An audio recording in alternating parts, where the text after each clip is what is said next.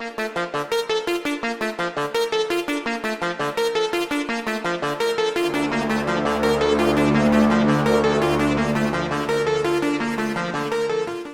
it going, everybody? Welcome to OP Entertainment. I'm Omar Darwish. And I'm Pratik Cherian. And this is our review of Loki Season 2, Episode 2, Breaking Brad. Pratik, Breaking Brad. Not Brad's Bird, not Breaking Bad. Breaking Brad. Not Breaking Bread. Breaking Brad. We're going to go spoiler-free. I don't think there's too much to spoil about this. There's some things at the end. We'll dance around. There's some minor spoilers. Yeah. Don't worry. If you're not watching Loki Season 2, though, I think you should be. I think even this guy who hated Season 1, come on, Pratik, tell him how much. No, I'm on board. I'm fully on board. Yeah. Yes, I don't know how that's going to sound on the mic. That might be terrible, but yes, perfect.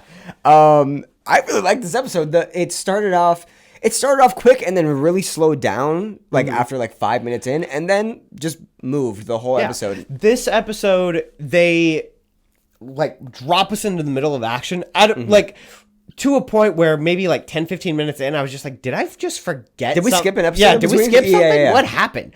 But eventually they kind of explain it and it all makes sense. And also the way this show is with how nothing in time is on a line, I guess, right? So anything could happen at any moment. So I think this episode starting that way kind of perfectly is a perfect example of that. Yeah. But the scene itself was really good. It's great, a chase sequence. It's really engaging. It's a lot of fun. See, that's where it slowed down for me, though, the chase. You hate chase sequences. I hate chase sequences. They have to be good. And, if you're going to do a foot chase, man. I think it's just... Okay. It was shot well. I think it was shot well. And I think the way it resolved itself was cool enough where it's all right, that's a good payoff. How it resolved it. You're right. Yes. Because it resolved itself and we both were like, oh, this is dope. I like this. Yeah. You're right. I just wish it didn't, it was almost like it had to, meander to get there. It almost felt like Tom Hiddleston's audition tape for James Bond in a way. Maybe. Yeah. I could see that. Yeah.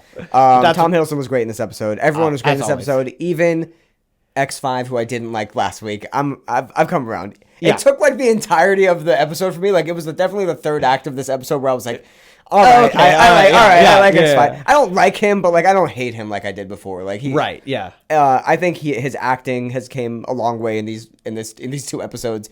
Everyone is honestly, this might be the best acted MCU show outside of X5 until now, right? I think the acting in this is incredible. From Ke Kwan to Tom Hiddleston to Owen Wilson. It's kind of, I feel weird talking about it. We're going to get Jonathan Majors eventually, right? But that's a great actor. Yeah. I'm excited for this as man, this is a real thespian project, right? He's good at his job. Yes. Yeah. There you go. But yeah, no, you're absolutely right. I was curious to see, we had kind of heard some of the complaints because of product placement. If you've seen trailers, you know this. Otherwise, it's a minor There's a spoiler. McDonald's. There's a chunk of this episode that takes place in a old school McDonald's. Not as big of a chunk as people are making it out to be, though. Yeah, if that was deterring you, it's not that bad. I do think that that's the point in the episode where it really, really, really slows down. It's towards the end, though. Especially because I think that's the point where some of the motivations get a little muddy. Okay, well, before we get in that, I think it slows down only because that's kind of where we're ramping up to in the not only in the episode, but since the season 2 or since the season 1 finale, I feel like we're ramping up to a moment like this, right? So take your time on it. I get it. I think you need some moment to breathe. If it would have just wrapped up, if that scene would have wrapped up quickly, I think I would have had an issue with it, right? Mm-hmm. I want to talk about the cinematography in this. Okay. Go for it. I've never been blown away by the cinematography in any Marvel thing, maybe outside of Eternals. This is so great. It feels like it was shot in, I don't know, the 80s or the 90s or something. 70% of our audience rolled their eyes at you saying Eternals. Anyway, go on. Eternals is shot well, okay? People are always complaining that MCU projects all look the same. This doesn't. This, if anything, looks a little bit like Loki Season 1, but not even. There's grain to it, and I think the effects are probably the best Marvel effects we've gotten in a long time. Yeah, in a long time. They're almost seamless, to the point where the TVA doors that open up and I don't want to spoil, but there's a scene that has one of those TVA doors. Yeah. I'm thinking to myself, is this practical or is this CG? I said it out loud. I was like, I can't even tell if it's practical or CG at this point.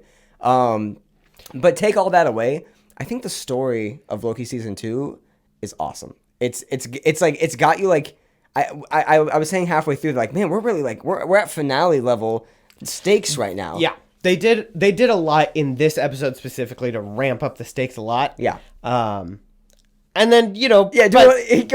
Yeah. I would say, I think by the end of it, I don't know. I'm very curious to see what happens in the next episode. Yes.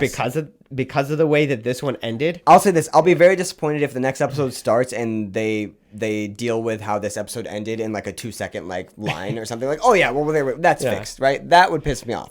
But they could. They could. Yeah, they could. That would feel real serialized television. We know Marvel's not doing that yet. So I think so far we're gonna get a continuation of this movie that is Loki season 2, and man, I'm here for it. What were your highlights from this though? K.U. Kwan again, incredible. You know what? There is Hiddleston's great. It's both a highlight and a low light. There's a scene with a prisoner in it. Sure. That is both a highlight as far as I think Hiddleston, but at the same time, this is super nitpicky, but I almost think that Loki as a character has kind of been watered down from where he was. In that he's much less a wild card than he used to be. Are you saying you didn't feel you didn't buy what was going on? Is that what you're saying? I feel like in a way Loki's almost been too much of a hero now, where when he deviates from that, I don't necessarily buy it. You don't believe it as much. I don't believe it as anything more than like a stunt or a strategy. I agree, but I also think that was a credit to how this episode was done, because you feel there's a moment where Loki has to Loki could make a choice. And I mean, I felt like it got to a point where he could have gone either way. He could have gone full heel, and he could have been hero, and you'll see what happens if you watch it. But I thought that the episode itself, although like you're saying, we pretty much know, Loki's a good guy now, right? Yeah.